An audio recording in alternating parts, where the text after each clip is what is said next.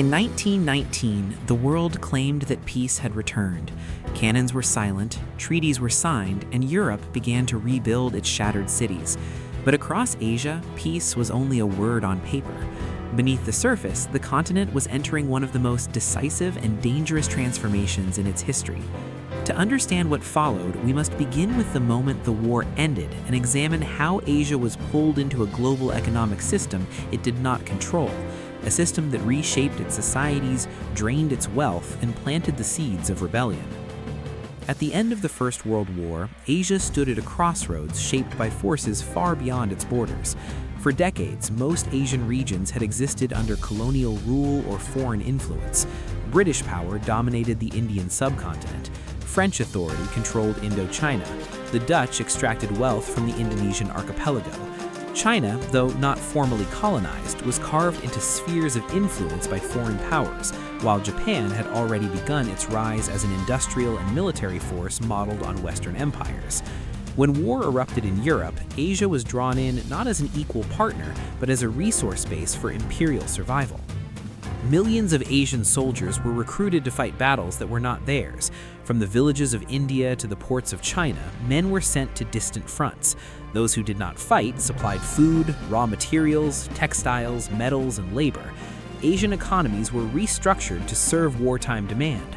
Farms shifted production, factories increased output, and colonial governments tightened control over trade and taxation. This wartime expansion appeared on the surface to bring opportunity. In reality, it hollowed out local economies and tied them even more tightly to foreign markets. When the war ended, the fragile structure collapsed. European demand fell sharply as factories closed and shipping routes slowed. Asian producers were left with surplus goods and collapsing prices. Farmers who had borrowed money to expand production found themselves unable to repay loans. Urban workers lost jobs as factories shut down. Inflation surged as colonial authorities had printed vast amounts of currency to finance wartime operations. The cost of basic necessities rose faster than wages, pushing millions closer to hunger. This economic shock was not accidental. It was built into the global financial system that emerged after the war. European nations, heavily indebted and politically unstable, looked to their colonies to recover. Asia became the engine for imperial recovery, forced to export wealth at the lowest possible cost. Taxes increased while public services remained minimal. Railways, ports, and banks existed primarily to move resources outward, not to develop local prosperity. The promise that wartime sacrifice would lead to political reform or economic fairness vanished almost overnight. For ordinary people across Asia, 1919 marked the moment when hardship became undeniable. Rural communities faced food shortages as cash crops replaced subsistence farming. Urban centers experienced overcrowding and unrest as displaced workers searched for survival.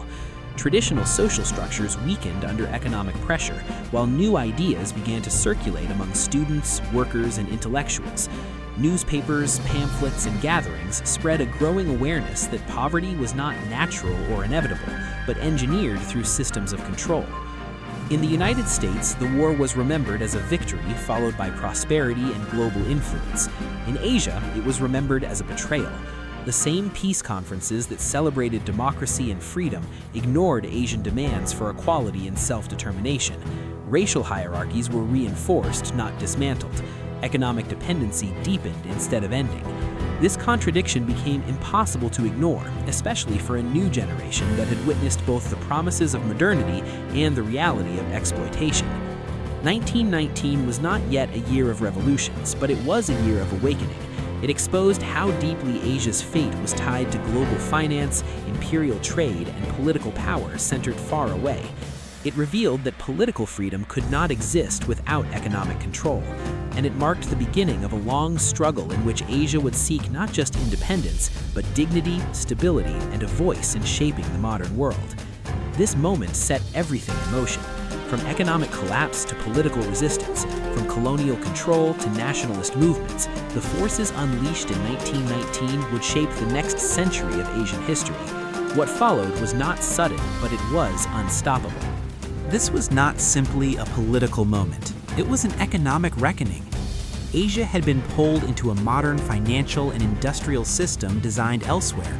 controlled elsewhere and rewarded elsewhere.